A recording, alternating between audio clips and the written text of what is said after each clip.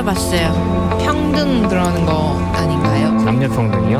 남녀가 사회적으로 똑같은 인식 혹은 비슷한 인식을 받는 거. 양성평등 사회로 나아가려면 차별은 하지 않되 차이를 제대로 인정하고 있는 자세가 필요한 것 같은데요. KBS 1라디오 특별기획 3부작 115주년 여성의 날, 여전히 빵과 장미를 외치다. 1908년 3월 8일 미국의 한 광장에 모인 여성 노동자들의 외침에서 세계 여성의 날이 시작되었습니다. 그로부터 115년이 흐른 지금 우리 사회의 양성평등은 얼마나 실현이 됐을까요? 세계 여성의 날인 지난 8일부터 보내드린 KBS 1라디오 특별기획 3부작 115주년 여성의 날, 여전히 빵과 장미를 외치다. 오늘이 그 마지막 날입니다. 저는 아나운서 정용실입니다. 자두야, 밖에서 놀 땐 선크림 바르고 다녀. 여자 얼굴이 그게 뭐냐. 한 애니메이션에서 아빠가 주인공인 초등학생 딸 자두에게 하는 말입니다. 자, 그러면 이 대사는 어떨까요? 공부는 잘해도 못생기면 결혼도 못하는 세상이라고. 그러게 처음부터 예쁘게 낳아줬으면 됐잖아. 자두가 엄마에게 하는 말입니다. 자, 이 애니메이션은 지난 2021년 방송통신심의위원회에서 주의 처분을 받았습니다. 양성평등에 관한 규정에 어긋났다고 본 것입니다. 시대가 변하면서 이 성인지 감수성이 지금의 기준에는 맞지 않다는 것이겠죠. 자, 우리 자신도 성인지 감수성에 맞지 않는 발언과 행동을 하고 있지는 않은지 돌아보게 됩니다. KBS 1라디오 특별기획 3부작 115주년 여성의 날, 여전히 빵과 장미를 외치다. 자, 마지막 날인 오늘은 남자와 여자, 나와 너로 구분짓는 것이 아니라 우리가 되어 평등 속을 함께 걷는 사회에 대해서 이야기해 볼까 합니다. 자, 그러기 위해서 먼저 성인지 감수성이라는 것이 무엇인지도 좀 짚어보고요. 또 일상생활 속에서 양성평등을 실천할 수 있는 여러 방안들을 함께 고민해 보겠습니다. 성인지 감수성 못 들어봤어요. 성인지 감수성 담임 선생님한테 들어봤어요. 고1이요. 기억이 안 나는데. 성인지 감수성 들어봤습니다. 그러니까 보통은 이제 상황이나 이야기를 할 때 그 이야기나 상황 속에 저 양성평등에 위배되는 이야기가 있었다거나 뭐 그런 거에 대해서 본인이 인지하고 있지 않은지 얘기할 때 자주 등장하는 말 같은데. 성인지 감수성이요? 직장에서 교육은 했는데 제목만 알지 솔직히 내용을 정확히 기억이 안 나거든요. 성인지 감수성? 아니, 들어보지 않은 것 같은데. 회사에서 교육을 받고 그때 처음 들어봤어요. 성인지 감수성 아니요, 안 들어봤습니다. 성인지 감수성 아니요, 처음 들어봐요. 성인지 감수성이요? 네, 들어봤습니다. 들어는 봤는데 자세히 뭔지 잘 모르겠어요. 성인지 감수성 저는 안 들어본 것 같아요. 용어가 어려운가요? 성인지 감수성. 지금 처음 들어본다는 분들도 꽤 있으시고 학교나 직장에서 지금 교육을 좀 받으신 분들도 계시고 아까 한 분은 정확하게 그래도 좀 알고 계신 분도 계셨던 것 같아요. 자, 이 성인지 감수성이라는 게 정확하게 무엇인지, 그리고 실생활에서 그러면 이것을 어떻게 다루어지고 있는 것인지 오늘은 이 이야기를 좀 먼저 다뤄보도록 하겠습니다. 어서 오십시오. 네, 안녕하세요. 손희정입니다. 네, 반갑습니다. 그리고 박정훈 오마이뉴스 기자 자리해 주셨어요. 네, 어서 오세요. 네, 반갑습니다. 박정훈입니다. 네, 자, 앞서 성인지 감수성. 이 감수성이라는 표현은 사실 많이 쓰는데 그 앞에 이제 성인지가 붙으니까 이게 뭔지 정확하게 한번 짚고 가죠, 우리. 성인지 감수성은 성별로 인한 불균형을 이해하고 일상생활 속의 성차별을 감지해내는 민감성을 뜻하는데요. 네. 이게 1995년 중국 베이징에서 열린 UN 제4차 세계 여성대회 선언문에서 처음 사용되어서 지금까지 쓰이고 있습니다. 네. 성별 고정관념, 불평등과 같은 문제에 대해서 인식하고 공감하는 능력을 일컫고요. 네. 또 넓게는 제도나 사회적 관습 혹은 어떤 사건을 바라볼 때 성평등적 관점에서 해석하고 거기에서 문제를 찾아내고 이에 대한 해결책을 제시하는 능력이기도 합니다. 네. 네, 우리 대법원도 법원이 성희롱 관련 소송의 심리를 할 때에는 그 사건이 발생한 맥락에서 성차별 문제를 이해하고 그렇죠. 양성평등을 실현할 수 있도록 성인지 감수성을 잃지 않아야 한다고 판시하고 있습니다. 네. 이게 그러니까 예민한 사람도 있고 감수성이기 때문에 아까 민감성, 둔한 사람도 분명히 있을 것 같다. 어떤 뭐 특정한 순간에만 필요한 건 아니잖아요. 삶 전반에 봐야 되는 거겠죠? 네, 그렇습니다. 그 성별로 인한 불균형은 사실 사회 전 부분에 걸쳐서 보이는 현상이고요. 네. 또 시간이 지난다고 해서 바로 개선이 되는 것이 아니니까요. 결국 성별에 대한 차별이나 배제가 계속되는 사회에서는 우리가 성인지 감수성을 어느 경우에는 적용하고 어느 경우에는 적용하지 않고 그럴 수는 없을 겁니다. 그래서 저는 성인지 감수성은 전생에 걸쳐 갖춰나가야 하는 중요한 시민성 중에 하나라고 저는 생각을 하고요. 네. 자, 그러면 저희가 이제 오프닝 할 때 잠시 얘기를 했던 건데 주의 처분을 받은 애니메이션이 있었어요. 공부 잘해도 못생기면 결혼 못하는 세상이다. 뭐 공부라도 잘해야 돼. 이런 우스갯소리들. 네. 이것이 이제 그 시대 예전에 만들어진 애니메이션인데 이제 지금 그것을 계속 방영을 하게 됐을 때 문제 의식을 느끼게 되는 거잖아요. 네. 그러면 이 감수성이라는 것도 특히 성인지 감수성은 변화를 할 수 있는 거군요. 네, 그렇죠. 왜냐하면 시대에 따라서 사람들이 느끼는 것도 굉장히 달라지고 과거에는 자연스럽고 당연한 거였는데 지금은 그렇지 않게 느껴지는 것들도 있는 거잖아요. 네. 그래서 저는 그 공부 잘해도 못생기면 결혼 못하는 세상이라는 말을 딱 듣는 순간 네. 많은 청취자분들께서 저게 왜 뭐 성인지 감수성이 없는 말이야? 이렇게 생각하실 수 있을 텐데 저는 뭐가 떠올랐었냐면 2010년대 초중반까지 한국의 온라인상에 농담, 재밌는 이야기로 떠돌았었던 남학교의 급훈이 있었어요. 뭐였습니까? 그 급훈이 뭐냐면 들으시면 기억나실 텐데요. 지금 네가 5분 더 공부하면 미래 와이프 얼굴이 달라진다. 라는 내용이었었던 거죠. 네. 근데 그게 진짜 이제 온라인에서 인기를 끌고 난 다음에 며칠 있다가 제 기억에 또 여고 급훈이 하나 올라와서 같이 붙어가지고 막 네. 너무 재밌다 이러고 돌아다녔었거든요. 네. 근데 그 여고 급훈은 뭐였냐면 네가 지금 안 자고 5분 더 공부하면 미래에 네 반지 위에 다이아 사이즈가 달라진다. 였어요. 그래서 남학생들은 공부를 더 많이 하면 돈을 많이 벌어서 말하자면 미녀를 아내로 얻을 수 있고 그 얘기네요. 여학생들은 공부를 더 많이 하면 돈 잘 버는 남자를 만나서 시집을 잘 갈 수 있다라고 하는 게 2010년대 초만 해도 농담으로 돌았었다는 얼마 거죠. 전인데요? 그렇습니다. 10몇 년 전만 해도 농담이었던 거고요. 그러니까 그러다 보니까 2015년 이후에 뭐 스쿨미투 같은 것들이 나오면서 네. 사실 급훈과 교훈 고치기 운동 하거든요. 또 나왔어요. 예. 맞아요. 사실 이런 식의 농담들에 어떻게 보면 성인지 감수성이 없는 녹아 상태에서 뭐 성차별이나 이런 것들이 나올 수 있는 거죠. 그래서 공부 잘해도 못생기면 결혼 못하는 세상이라고 하는 말은 사실 이 안에 이미 성별화가 들어가 있어서 그러네요. 어떤 성별이 그러면 못생기면 결혼을 못하는가? 여성이구나 라는 하는 질문까지 것을. 이어질 수 있겠죠. 그러네요. 이 지금 농담 얘기를 해주시니까 정말 일상에서 말과 행동에서 드러나는 거잖아요. 네, 그렇습니다. 뭐 성인지 감수성이라는 말 자체가 너무 어렵게 다가온다면 그냥 간단하게 생각하시면 사람을 사람으로 보는 것이라고 생각하시면 되거든요.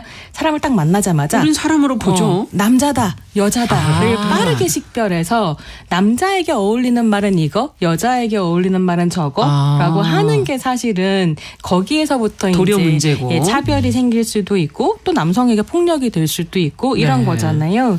그래서 그렇게 생각해 보면 아무래도 언어 생활에 이미 이런 식의 성차별이 녹아 있다고 할 수 있을 텐데요. 제일 쉽게는 뭐 여자애가로 시작되는 말.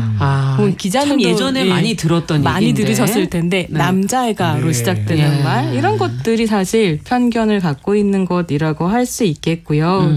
그냥 상투적으로 쓰는 말들이 그 언어 속에 이게 녹아 있군요. 근데 이거 여성만을 향한 건 아니다. 앞서도 이제 사람으로 봐라. 이걸 남성이냐 여성이냐 이렇게 보는 것에서부터 이제 문제가 시작될 수 있다라는 얘기를 해주셔서 남성을 향한 건 뭐가 있었죠? 반대도 한번 따져봐요. 이건 남성 입장에서 한번 박 기자님께서 얘기해 주시죠. 남성성이 사실은 굉장히 많이 변화하고 있는 와중에서도 네. 어떤 기존의 가부장적 남성성을 강조하는 그런 언행들은 많았습니다. 가장 흔히 들을 수 있는 것은 울면 안 된다. 울면 안 돼. 힘이 그렇게 없어서 어떡하냐. 군대 갔다 와야 남자지 뭐 이런 것들도 있었고 특히나 생계 부양자로서의 능력을 강조하는 말들 뭐 그래갖고 처자식 먹여 살릴 수는 있겠냐 이런 말들. 그래가지고 다이아몬드 반지 사줄 수 있겠냐 이런 거죠. 네. 사실 남성에게는 굉장히 큰 압박이 되는데요. 그렇겠네요. 지금 네. 더구나 힘든 이런 여건에서. 맨박스라는 말이 있잖아요. 그 가부장제하에서 사회적으로 강요받는 남자다움을 의미하는 말인데요. 지금 젊은 세대 같은 경우에는 맨박스에 갇히기를 거부하고 있고 네. 설문조사를 해봐도 20대의 경우에는 이 가부장제에 탈피하는 비전통적 남성성의 비율이 다른 세대에 비해서 월등히 높았고요. 그래서 이제 더 이상 남성 가장의 역할을 해야겠다는 생각 자체가 좀 많지 않아요. 요즘에는. 네. 그래서 한국일보에서 2021년에 설문조사 한 걸 봤는데 자녀 육아의 1차적인 책임은 여자냐라는 질문에 20대 남성은 18.7%만 동의를 했습니다. 물론 20대 여성은 그것보다 훨씬 낮았지만 예. 이제 더 이상 뭐 육아나 가사나 이런 거를 어쨌든 현실과는 별개로 남성들이 더 이제 같이 해야겠다는 생각. 인식은 이미 있는 거군요. 네, 인식은 있고. 네. 그리고 또 가족 생계의 1차적인 책임은 남자가 져야 하냐라고 물어봤을 때 20대 남성은 25%가 동의를 했는데 이게 40대부터는 50%가 넘어가거든요. 그렇죠. 그렇다 보니까 이 생각이 정말 많이 달라졌다는 걸 알 수 있고 예. 네, 이런 상황에서 사실 남성들이 정말 이제 제각각입니다. 근데 이렇게 남성들을 하나의 남성성이라는 기존의 남성성이라는 틀에 다 넣어버리면. 네, 재단하는 게 폭력적일 수밖에 없고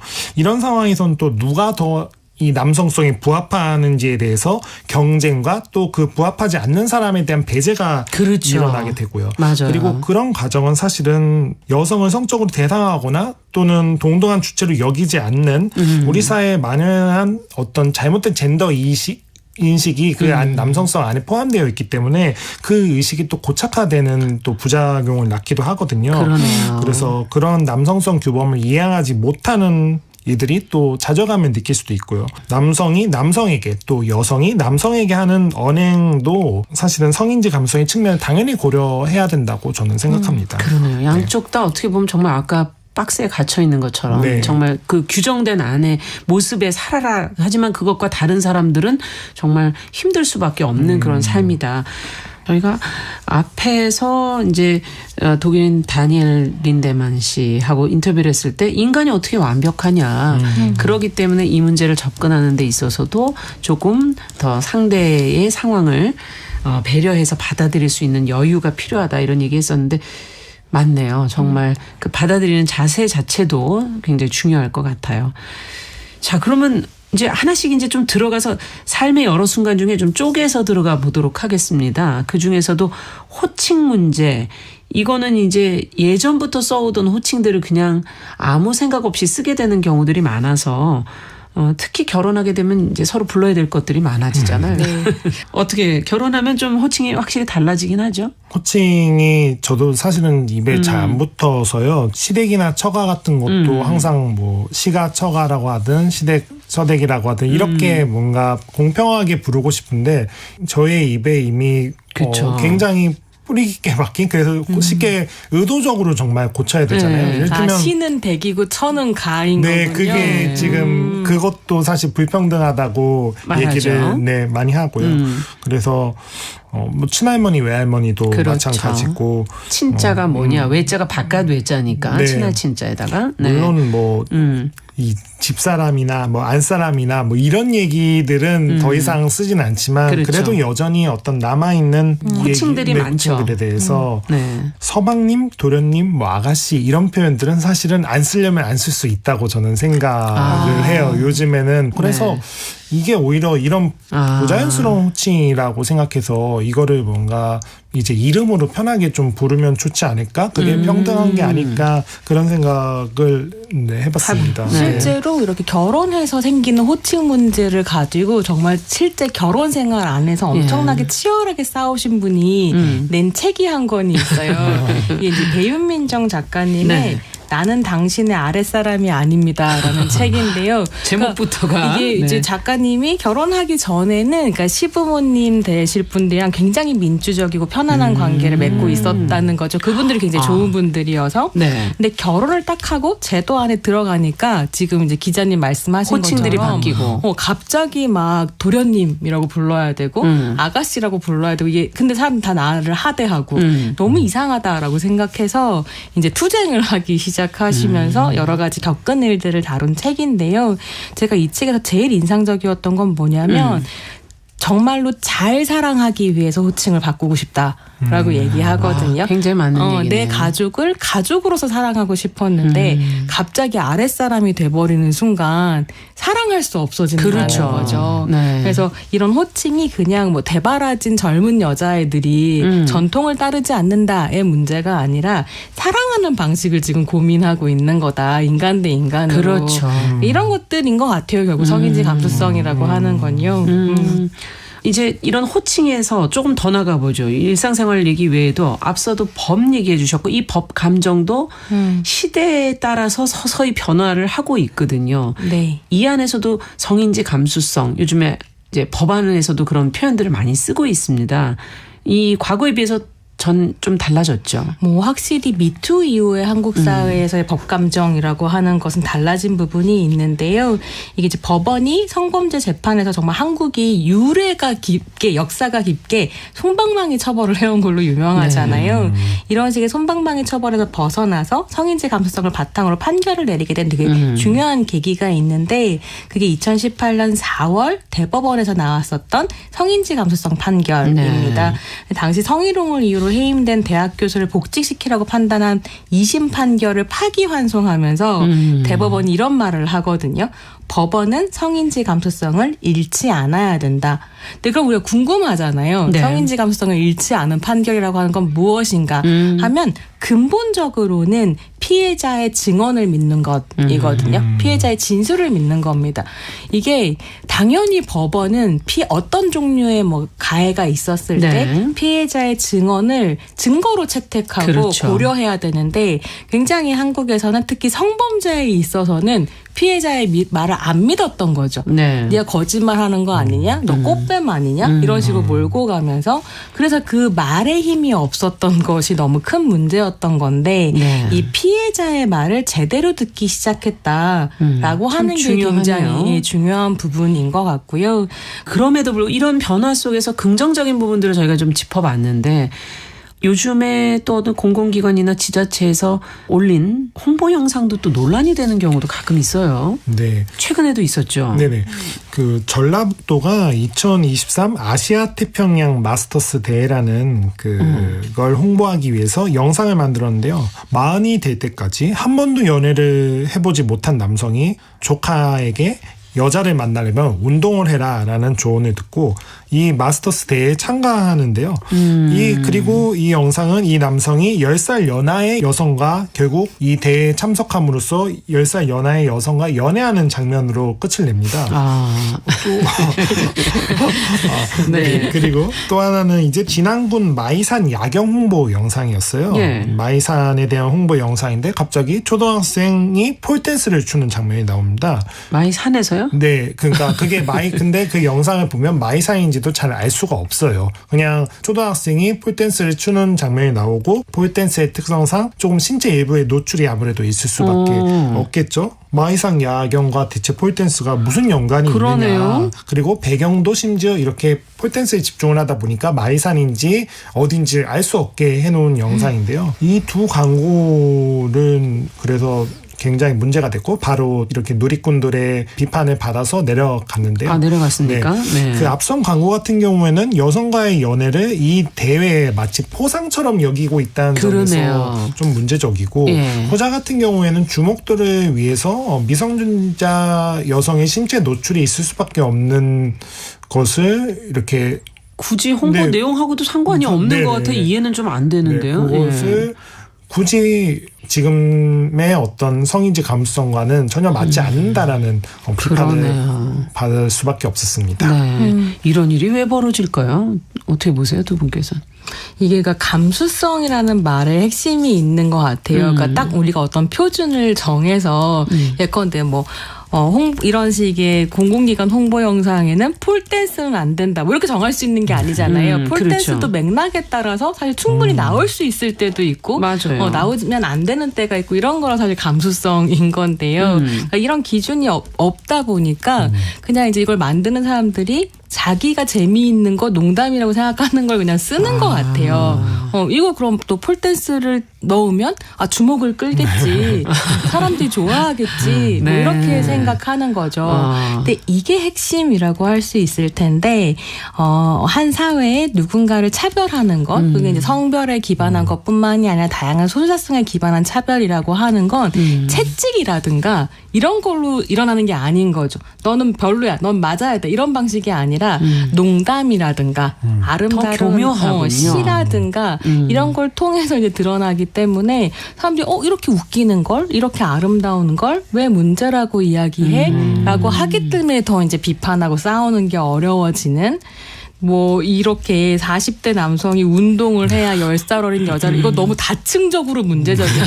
남성에 대한 비하고 그렇죠. 한편으로는 또 이 10살 차이 난다라고 하는 여성 차별이기도 네. 하고 여러 가지가 있을 텐데요. 그러니까 이런 것들이 사실 우리 문화적으로 이야기에 익숙했었던 것이기 때문에 그렇죠. 그래도 이게 이상하다는 얘기를 할 수 있게 됐다라고 하는 것은 한국 사회 많이 바뀌고 있다라는 생각입니다. 네, 사실 뭐 지자체만의 문제일까, 근본적으로 더 들어가 보면 우리 인식의 문제까지도 이제 확장되는 것인데, 국민들은 정치권을 보고 있으면 이들은 따로 있나 하는 생각이 들 때가 있죠. 이런 어떤 의식 변화가 사실은 전반적으로 퍼져야 되는데 그게 아니라 지금은 위가 도리어 더 의식 변화가 느려서 그걸 또 국민들이 바라보는 그 심정은 더 답답하기만 한 것 같다는 생각도 드는데 어떻게 보세요, 두 분께서 그 부분은? 뭐 너무 이게 정치 얘기를 하려니까 촘촘히 뭐부터 얘기해야 될지 모를 정도로 답답한 부분들이 있는데요.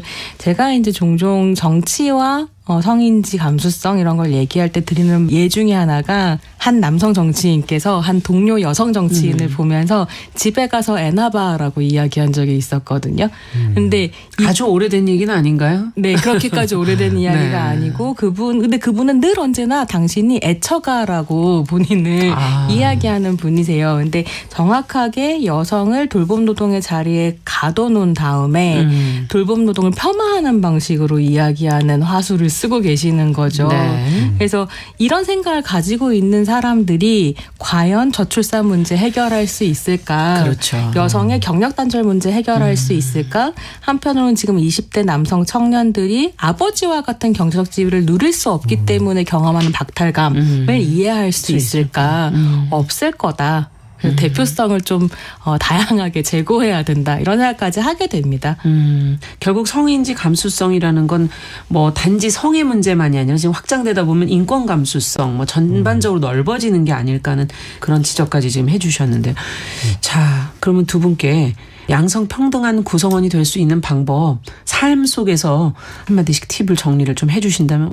네, 사실 일상 속에서 보이는 여성과 남성의 삶의 차이 혹은 격차에 대해서 우리가 생각보다 잘 알고 있다고 저는 생각을 합니다. 근데 그것을 어쩔 수 없거나 당연한 일로 생각하니까 지나가는 것이거든요. 네. 사실 저도 그렇게 지나가는 현상이 많았을 것이고요. 그 속에서 어떤 부당함이나 불평등의 요소를 찾아내서 대안을 이야기하는 게 저희가 해야 할 중요한 과제 같은데요. 그러기 위해서는 일단 남성이라서 혹은 여성이라서라는 편견을 걷어내는 게 우선일 것이고 그 다음에는 저는 나와 다른 성별의 삶에 대해서 공감하고 이해하려는 자세가 필요하다는 생각이 들었습니다. 네. 자신이 기존에 갖고 있던 관점이 사실은 너무나 명확하게 갖고 있잖아요. 그걸 잠시 내려놓고 타인의 입장에서 세상을 좀 바라보는 것이 저는 성인지 감수성을 갖는 출발점이자 가장 정확한 방법이라는 생각이 듭니다. 네. 같이 살아가야 되니까요. 네. 다만 덧붙이고 싶은 건 변화를 너무 두려워하지 않아도 괜찮다. 사소한 변화 때문에 세계가 무너진다라고 사람들이 생각하는데 예. 그렇지 않습니다. 호칭 바꿔도요. 사랑이 단단해질 수 있고요. 그렇죠. 내가 조금 조심하면 함께 즐거울 수 있다. 근데 여성의 날이라고 하는 건 저는 결국 인간의 날이라고 생각하기도 하거든요. 네. 왜냐하면 여성이 나를 인간으로 취급해달라. 여자도 사람이다라고 이야기하면서 시작된 날이기 때문에 때문에요. 함께 인간일 수 있는 방법을 생각해보면 좋겠습니다. 네, 두 분과 함께 어떻게 삶 속에서 어떻게 의식 속에서 우리가 성인지 감수성을 갖춰갈 수 있을지 아주 속 깊은 대화를 나눠봤습니다. 손희정 문화평론가 그리고 박정은 오마이뉴스 기자 두 분과 함께했습니다. 말씀 잘 들었습니다. 감사합니다. 감사합니다. 지금 여러분께서는 KBS 1라디오 특별기획 3부작 115주년 여성의 날 여전히 빵과 장미를 외치다를 듣고 계십니다.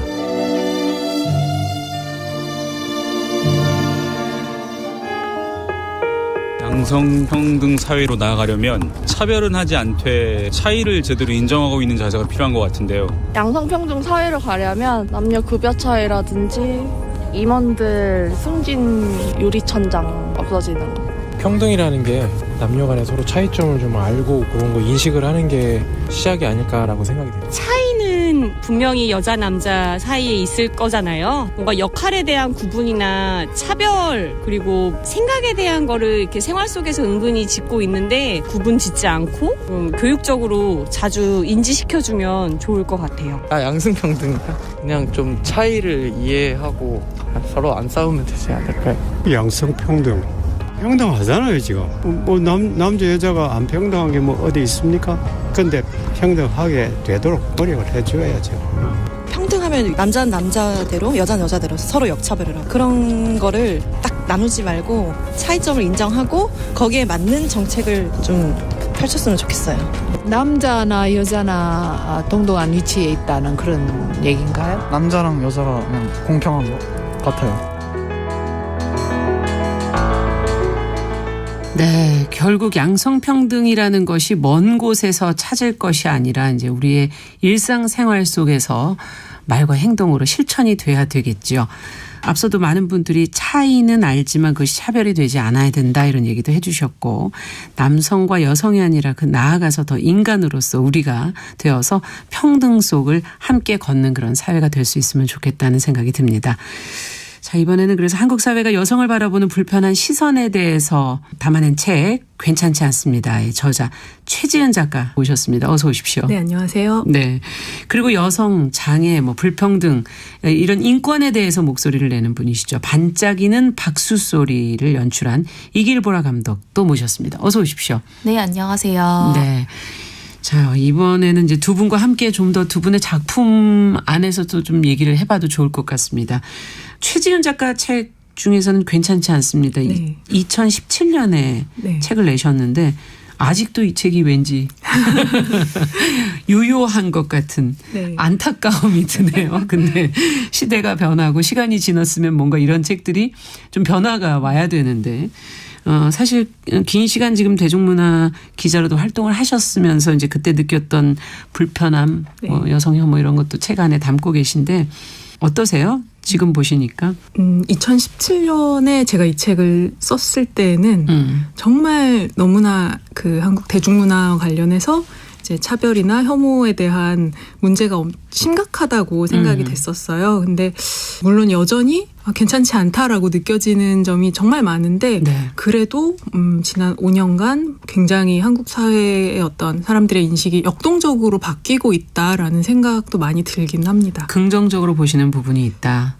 어쨌든 네. 이 문제에 대해서 이야기하는 사람들이 많아졌고 그렇기 때문에 변화할 수 있는 가능성은 보이는 것 같아요. 근데 이제 어떤 경우에는 그렇죠. 사회가 젠더 갈등이 너무 심해졌다라고 생각하시는 분들도 있지만 갈등이 있어야 개선도 된다고 생각합니다. 그렇죠. 네. 네. 맞아요. 이야기가 되는 것 자체가 갈등 아닌가 이렇게만 인식하시는 분들도 있지만 건강한 거죠. 이야기가 된다는 것 자체가. 네. 그렇게 보시는 거군요.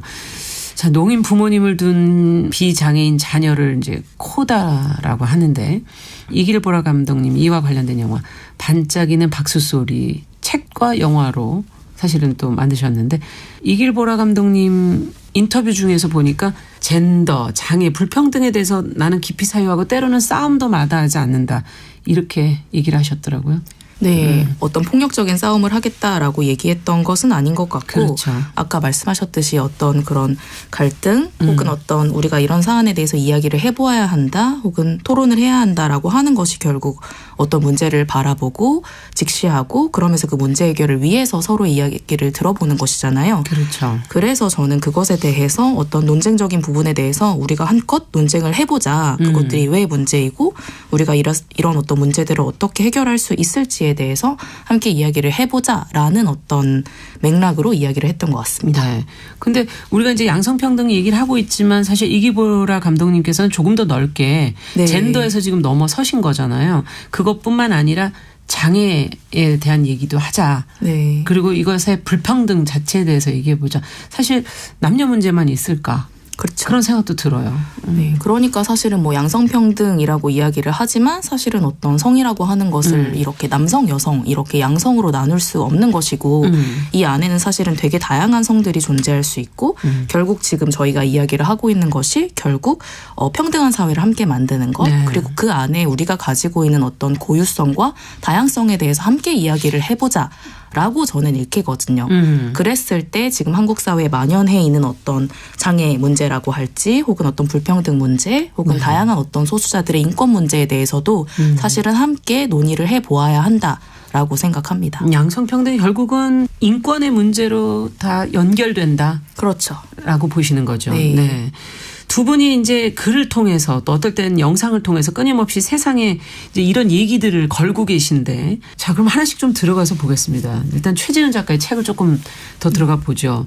뭐 기자로서 방송 작가로서 오래 활동하시면서 방송이라는 이 대중문화 속에서 여성 연예인들을 바라보는 대중문화 풍토가 어떻길래 체험했던 걸 좀 얘기를 듣고 싶어요. 사실 이건 그 대중문화 영역에서뿐만이 아니라 어떤 사회가 여성과 남성을 어떻게 바라보는가 하고 되게 직결되는 문제라고 생각하는데 제가 대중문화 콘텐츠들을 많이 보고 그것에 대해서 글을 쓰고 대중의 반응을 읽으면서 항상 너무나 많이 느꼈던 것이 그 대중의 여성 연예인에 대한 시선과 남성 연예인에 대한 시선은 기준이 정말로 다르구나라는 거였어요. 이제 단순하게 얘기하면 뭐 어떤 자리에 가서 여러분이 싫어하는 남성 연예인의 이름을 써보라. 네. 그리고 그 옆에 이유를 적어보라 라고 하고 여성 연예인에 대해서도 똑같이 해보라고 해요. 네. 그러면 어떤 남성 연예인이 싫은 이유라고 하면 뭐 이 사람이 음주운전을 했다. 뭐 혹은 그런 어떤 성매수를 하다가 알려졌다. 뭐 이런 식의 그 범죄 수준의 행위에 대한 이야기를 해요. 뭐 예를 들면 버닝썬 사태, 그렇죠. 뭐 주범이다. 뭐 이런 것들이 있는 거죠. 근데 여성 연예인에 대해서 이걸 써보라고 하면 그 이유들이 굉장히 미묘한 거예요. 뭐 가식적이다, 관종 같다, 기가 세 보인다. 그러니까 이런 식으로 특별히 잘못했다고 말할 수 있는 어떤 행위가 있다기보다는 이게 어떤 남성이 싫다고 할 때와 여성이 싫어질 때의 그 기준이라는 건 너무나 다르지 않나 이런 생각을 많이 했었고 그렇군요. 네, 또 뭐 어떤 예능 같은 경우에는 여성 연예인이 출연하면 혹시 담배를 피우지 않냐라는 질문을 해서 놀리는 패턴이 있었어요. 그런데 남성 연예인이 방송에 출연하면 흡연은 그냥 기호잖아요. 그러니까 그것은 이 사람의 약점이 될 수 없는데 여성이 출연하면 너는 그런 여자 아니야? 라고 놀리는 것이 웃음을 유발하고 시청자들을 그것에 익숙하게 만드는 거죠. 네, 그렇다면 여성은 그러한 프레임에 들어가게 된 것만으로도 나는 그런 여자가 아니다라는 해명을 해야 하니까 이런 것들은 정말 동등하지 않냐. 네네, 차별적인 시선에서 그리고 웃음인 것처럼 넘어가는 문제들이 있다. 그런 생각을 많이 했었습니다. 네. 그러니까 결국은 이건 대중의 인식과도 연결되어 있는 거 아닌가요? 네, 프로그램에서 이렇게 반영된다는 건? 네. 그리고 이것은 사실 뭐 예능이나 이런 것뿐만이 아니라 연예인에게만 해당되는 게 아니라는 게 사실은 가장 근본적인 지점인 것 같아요. 예를 들어서 뭐 일상생활에서도 남성보다 여성에게 더 엄격한 잣대를 들이우기도 하잖아요.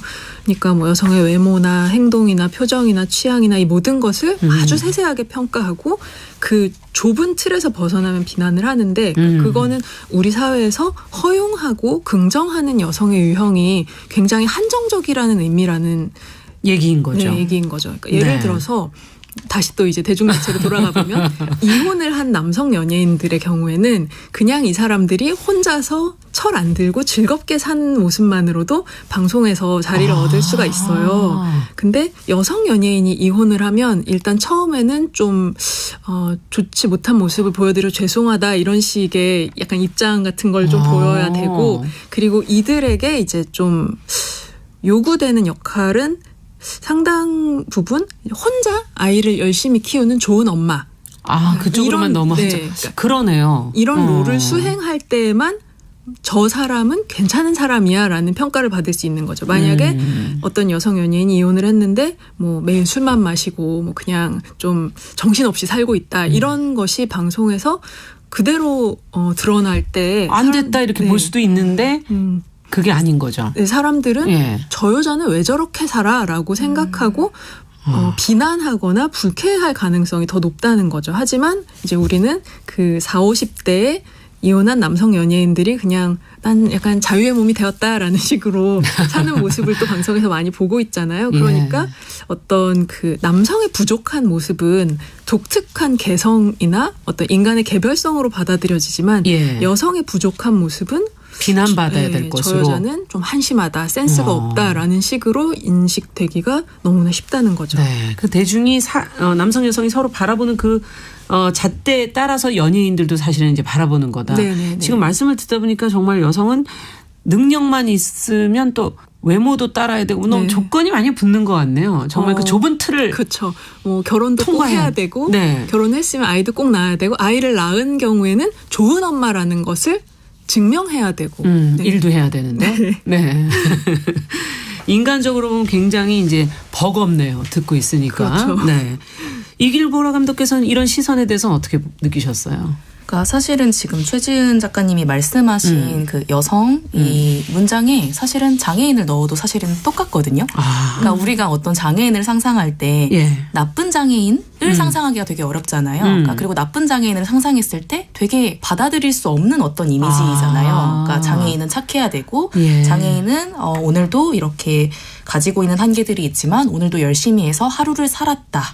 우리는 이걸 보고 이런 장애인들도 오늘 하루를 열심히 사는데 비장애인인 나도 오늘을 정말 열심히 살자라고 하면서 저희가 그렇게 미디어에서 장애인을 소비하잖아요. 그러니까 사실은 장애인도 미디어 속에서 계속해서 어떤 착한 장애인, 장애가 있지만 이런 것들을 열심히 극복하려고 하는 장애인으로 항상 그려지고 이 안에서 어떤 나쁜 장애인이나 혹은 무언가를 위반하는 장애인이나 혹은 나와서 시끄럽게 구는 장애인들에 대해서 왜 저러는 거야? 라고 생각을 하게 되잖아요. 그러니까 사실은 최지은 작가님이 말씀하신 그 문장에서 사실은 여성이라는 단어를 장애인으로 바꿔도 사실은 똑같이 우리 사회는 생각하고 있다는 거죠. 네.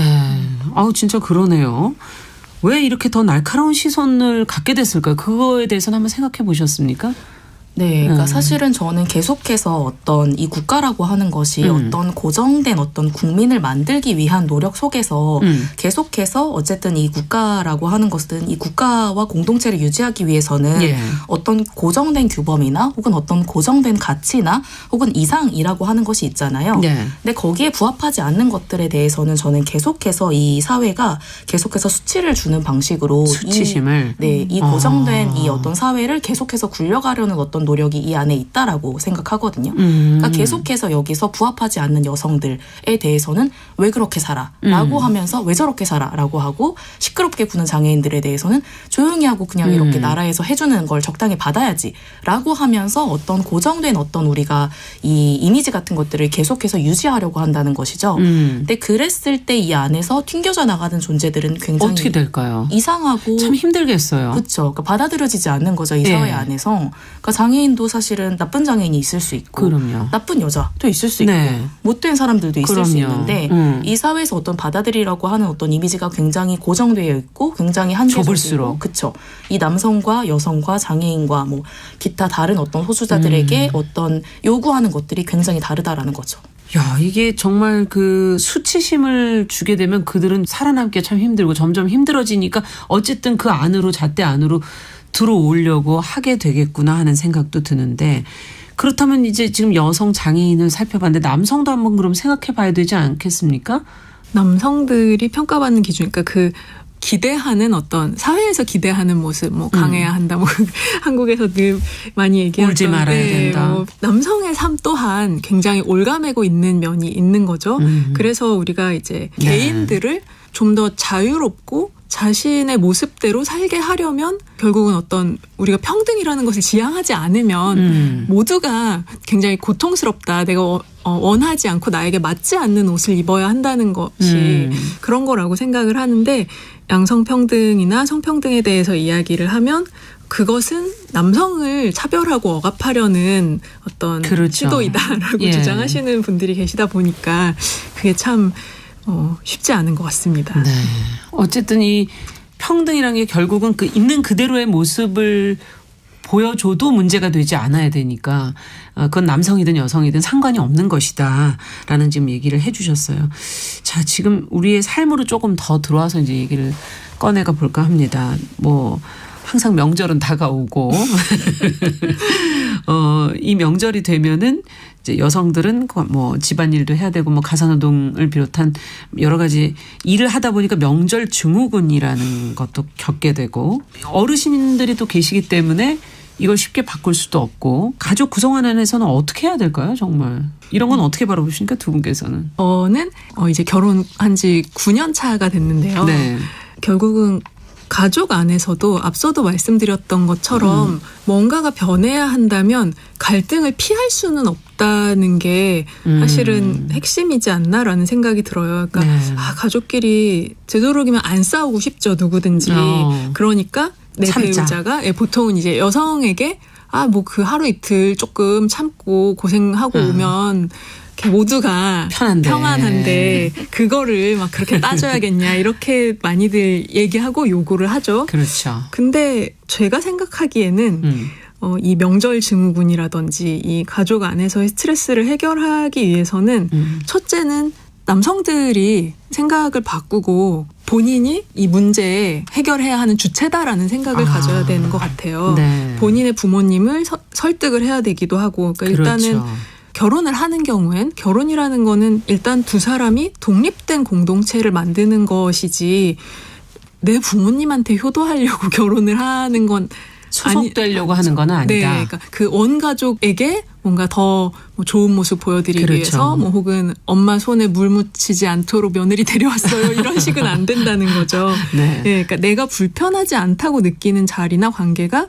나의 배우자에게는 굉장히 낯설고 불편하고 불평등하게 느껴질 수 있다는 점을 잊지 말아야 된다고 생각해요. 근데 그거를 눈을 감고 그냥 모른 척한다든지 그냥 뭐 얘는 왜 이렇게 좀 조용히 안 넘어가 주나라고 생각을 하면 그 문제는 전 계속 쌓인다고 생각하거든요. 10년 가고 20년 간다고 해서 익숙해지지 않는다고 생각해요. 왜냐하면 한국의 그 가부장제적 결혼이라는 제도 안에서 여성들이 며느리라는 지위에 놓였을 때 경험하는 어떤 차별이나 그리고 되게 안타깝지만 모멸감 같은 감정이 있기 때문에 그런 것에 사람이 익숙해질 수는 없다고 생각해요.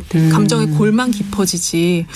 그래서 이것에 대한 좀 심각한 고민들을 하고 실천을 해야 되지 않나 그런 생각입니다. 네, 지금 감정으로 표현을 해주시니까 아까도 어떤 그 틀 안에 들어가지 않았을 때 받게 되는 수치심. 네네. 지금 결혼을 통해서 원가족이 아닌 상태에서 거기에서 계속 느끼게 되는 어떤 모멸감 뭐 이런 표현을 해주셨는데 옛날에는 정말 먹고 살기에 급급하다 보니 이 문제를 자꾸 얘기하지 못하게 했지만 이제는 이렇게 감정을 좀 드러낼 필요가 있는 거다. 이거를 좀 제대로 들여다 봐야 된다는 지금 얘기신 것 같은데 명절 증후군 얘기를 했으니까 가정 안으로 들어가 보죠. 이제 뭐 가사라든지 뭐 돌봄이라든지 이런 문제가 아무래도 여성의 몫으로 많이 남겨져 있고 지금 코로나 이후엔 특히 더 또 좀 강화된 부분도 있어서 참 힘들게들 살고 있지 않습니까? 출산과도 또 뭐 다 연결이 돼 있고 여러 가지 육아의 문제는 어떻게 보세요? 저는 제가 선택을 해서 아이가 없이 그냥 살기로 한 사람인데요. 한국에서 저출생이라는 게 정말 엄청난 사회 문제다라는 얘기를 매년 더 많이 하고 있는 것 같아요. 계속해서 그 출생률이 최저를 찍었다. 최저를 찍었다. 작년에도 0.78명. 네. 그 관련해서 막 다큐멘터리도 많이 나오고 왜 아이를 낳지 않는가 뭐 이런 얘기들을 많이 하는데 그래서 뭐 정책적으로 어떻게 지원을 해주면 아이를 낳을 것인가 뭐 이런 얘기도 하죠. 근데 저는 아이를 낳아서 키우는데 필요한 것이 단지 돈만은 아니라는 것을 왜 정책을 만드는 사람들은 이렇게 간과하는가라는 의문이 많이 들더라고요. 전 가장 중요한 거는 임신과 출산을 하는, 그리고 대부분의 경우 주 양육자가 되는 여성들의 삶의 질이 지금보다 나아져야 된다고 생각하거든요. 그런데 여성들의 상당수가 경제활동하고 가사하고 육아를 병행하고 혹은 이제 출산과 육아를 하다 보면 경력이 끊기는 바람에 경제활동을 할 수가 없게 되는 경우들이 있잖아요. 근데 그 과정에서 여성들이 너무나 많은 고민을 하고 내 인생이 내가 가려고 했던 방향이 이게 아닌 것 같은데 임신과 출산을 선택하는 순간 완전히 다른 방향으로 틀어져 버린다.